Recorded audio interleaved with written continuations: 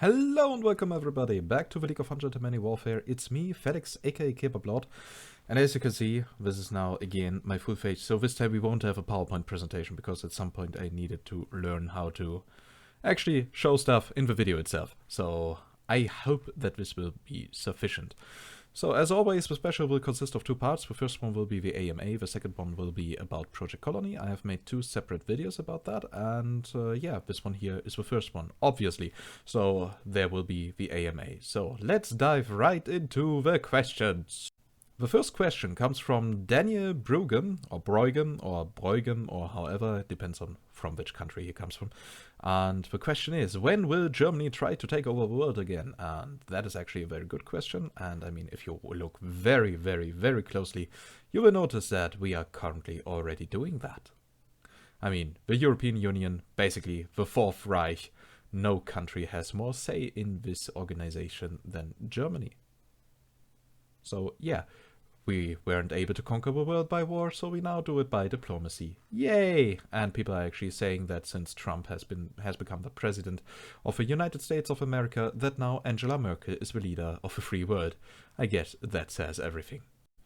So, Tweedledee, or Tweedledee. Notice that I look totally different than he has imagined. Oh my gosh, well, that happens. So, I don't know what you imagined me to look like, but yeah, that is me, with beard. I mean, of course, in previous news videos I have been also without beard, so maybe that was was more fitting. I can only say that I heard quite often that I actually totally look like my voice implies. So I guess there are different matters of tastes, different opinions on that. But okay. And the next question comes again from Daniel. At which company do you work nowadays? Well, on none. Since 3 weeks I'm unemployed. So, so there's that. Before that I used to work for a online marketing company called Admanic. It was they were working in the media in the area of media buying, and also had their own development team where I worked as a user experience designer and also did a little bit of project management, stuff like that. And according to my plans, what I'm going to do in a couple of weeks is I will go back to the Games Academy at Berlin and yeah, will become a games producer. At least that is the theory. Let's see if it works. And another question by Daniel. So, for which political party did you vote and why? I did vote for the FDP. And why? Because, well, my principles align with them. If you want to describe me and my political views, I'm basically a mixture of the left and the FDP. And I know that this sounds a little bit impossible, but if you analyze them to the core, what they actually want to achieve, then you can actually align that quite well. I mean, the left, they want that nobody is poor, that the strong carry the weak, and that we as a society hold together. Yeah. And the FDP, they want to unlock everybody's potential. So if there's less stuff to care about, less taxing and so on, less restrictions from the government, then everybody is able to unlock their own potential at its maximum. So, and that is actually, if you combine these two, you have the idea that, okay, everybody has a minimum of social safety, but aside from that, nothing is standing in the way, and everybody can unlock their free potential. And what does that mean? Universal basic income. I'm a true fan of that, and the FDP is the closest one to achieving that. Therefore, I support them. So, and another question, this time from Mark the Chief. What are your favorite movies or series? Well, yeah, my favorite movie is Lucky Number 11. It is perfectly written. I like the characters, I like the plot, I like the stories, and even after watching the movie 20 times, you still find new details. I really, really, really love that movie. So yeah, that is my total favorite. And in regards of series, well, I'm a huge fan of Game of Thrones, of course. Not really surprising. But I'm also a huge fan of the MCU and Marvel's Agents of S.H.I.E.L.D. That is also a series that I really enjoy. So yeah, there's that. So not much to say about that.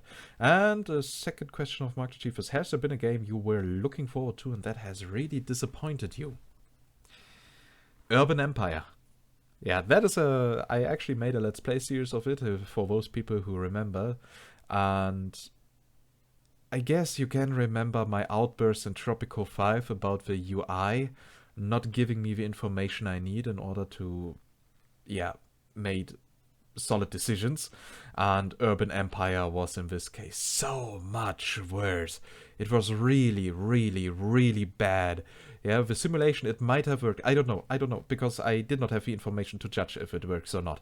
Yeah, it was just, the game was doing its own thing. Like, I as a player was not even required. I did not understand why something happens. And I was really looking forward to the game because the mixture of a political simulation with SimCity elements that really looked promising. But yeah, UI-wise, it was the worst experience I ever had. Another game that falls into that category is For Honor. I know that many people actually enjoy it, but it has several symptoms of a typical Ubisoft game that I totally hate. And that is when a game tries to be more clever than me as a user. Just as an example, when I downloaded the open beta, what happened? I installed the game. Then the game started. What did it do? No, I do not get into a main menu. I don't get into a main screen. It throws me directly into the tutorial. The tutorial cannot be skipped. And then the tutorial is more of a type here, press left mouse button to attack. Then I press the left mouse button, my character attacks, and then the game pauses and it tells me, yeah, do that and that to create combos, yeah? Instead of just letting me try out and get a feel for my character and how he moves. No, instead, always interruption. It did not allow me to get my own flow and so on. It was just really, really, really bad thing. And yeah, the next back about what I meant, it did not go to the main screen and the game thinks it's more clever than me. That is when it tries to make adjustments on the settings. And in my case, well, 720p in windowed mode on minimum details in German without subtitles are totally not the settings that I wanted. And as I said, I could not skip the tutorial. I could not go into the settings from the tutorial. I was not able to change that. I was forced to play the first 30 minutes in order to make basic adjustments. So for example, if I would be a, let's say, a refugee from Syria living in Germany, not speaking the German language because I just arrived here 1 week ago, and I would try to play the game, I simply couldn't play it because I don't speak the language that the game thinks I'm speaking. And there's the thing, that developers are so arrogant that they believe they can, yeah, predict every use case, and that is simply wrong. And that is why I generally have started hating Ubisoft games, because it was the same with Assassin's Creed Black Flag, with Assassin's Creed Unity, and so on. I really don't enjoy Ubisoft games anymore, because that is those are strategies that you use on mobile games that are free to play, because you need to get the user's attention. Because, well, it doesn't take much to delete a free game that you never invested money in, that you didn't even have to wait longer than 2 minutes to download, and so on. So therefore you need to make sure that the player is drawn into the game directly. But on a 60 euros game that you had to download for several hours, that you paid a huge price, then I expect to be taken seriously as a player and not be demoted to be some sort of Candy Crush player or something like that. And let's go to the next question. This time asked by Disvice. Will you play City Skylines in the future project? Yes. I've already made 2 seasons. I'm pretty sure there will be a 3rd one, though I don't think it will happen anytime soon, but it will definitely happen. And the next question comes from the one with the unspeakable name that I'm just calling NYG4Chaos. So, I will never even try to pronounce that again after that fail of the last AMA. Okay, so another question, if that even makes more sense. What are you thinking about recording with viewers in the nearest future? Do you think this is a good idea or not? I actually think that is a very good idea, because that is how the League of Ungentlemanly Warfare was originally being founded, back when we were just parts of a community of Sergio Hell Dragoon and he decided to record with us. So yes, I think it is a very good idea. Of course, we need to do more multiplayer stuff for that to happen. But I'm pretty sure we can arrange that. I mean, we are still playing Supreme Commander, StarCraft 2 from time to time. And yeah, so if you want to play with us, just come to Discord and ask us. And we only ask for you having a proper internet connection, so we don't have massive timeouts and stuff like that. Also, you should have a proper microphone, so that yeah, we can actually communicate with you. And yeah, also at least a little bit of skill in regards of the English language should be required. And then, yeah, of course, that would work. It is a great idea. We are always open for that. And Piotr Castile is asking, will you be doing a playthrough of the Anno 1800 that be released this year? Short answer, yes. I'm even planning to do a live stream directly upon release. So, and now comes a big battery of questions asked by Fluffy Unicorn FR. So I have some questions about Project Colony. My knowledge about the game is based on your last prototype show-off. Number 1, how does the influence area of public service buildings work? Is it just a radius granting satisfaction to all houses inside, or is there an Anno 22.5 like capacity each building provides? It's a hybrid. Actually, we have only the condition yes or no, but the building needs to be in range, and therefore we are not building with classic radii, but with ranges along the tube system. So, for example, a range can be 15 tiles, and depending on how the road goes, whether it is very curvy or straight, either a close building or far away building can be connected to the public building. You will see that in the next video. So the second sub-question is, will tunnels need a connection to the entrance of a house, or is it irrelevant where a tunnel hits the building? Definitely you need to use the entry and exit points. That is why they are also very highlighted in the build mode, so that you can find them easily. So 3, is Workforce island-wide or worldwide? Are pure farming islands still a thing? We are unsure yet. That is a decision that has not yet been made. My initial thoughts are it will be worldwide as long as the farming islands are, for example, connected via trade routes with your capital. So because, well, workers can also be imported. Okay, that sounds a little bit bad. Like I would import a wife from Thailand. But yeah, I think we will go for that way, but it's definitely not sure. It's still too early to make such a decision. So the fourth sub-question, if the Anno-like island idea is still a thing, is all water drinkable? Does the sea provide drinkable water? We won't have a sea. Yeah, the idea with the islands that is just we have safe zones, the plateaus where you can build, and the rest is simply inaccessible. That is not necessarily a sea. So in this case, nope. It does not provide drinkable water. You will get the water via recycling and via pumping it out of the groundwater. Also, we are probably going to change the idea with the islands. We will very likely turn that into craters that you have to settle in craters in the vast area. So next sub-question. I really like the workforce system you talked about in your last video, but the first thing I thought about while hearing that was, what if I'm running low on workforce? So I would like to know if facilities share workforce. Does the code check is needed workforce, available workforce, or is workforce split between factories? Means when I build a new one and I don't have enough workers to supply it, will only the new factory get a production debuff / stop working, or will all factories that use a tier of workers be affected? Also, we don't have a final decision for that. We need to see that in playtests, how that will work out. At least at the moment, it affects all factories. So the workforce is just a value that is being split among all production facilities. So I hope that answers all questions. So, and here we have a last question asked by Miami Flair. Hey Felix, just want to thank you for the Anno 1404 Venice building layout videos. Well, I have to thank. It's generating a lot of views from guys like you. So, I guess win-win situation, and I'm very happy to provide quality content that you like. Okay, whether it is quality or not, that you guys need to decide, but apparently it is. And yeah, so I learned how to build efficiently through them. Good. I did it. I learned also that myself better by doing these videos. Before that, I was mostly improvising, but had a very good idea, and making the videos definitely helped me. So now to the question itself. What are your thoughts on Anno 1800? So this could now, of course, be a very, very, very long part of the video. Like I could now talk about 30 minutes just about that. But to make it short, I believe Anno 1800 will be a very good game. I will like to play it. It will have quite the fan base, and it will be very atmospheric. It will work properly, and so on.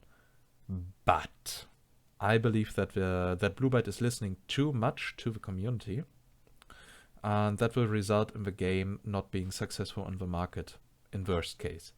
because, well, the production costs, they have increased heavily over the past years.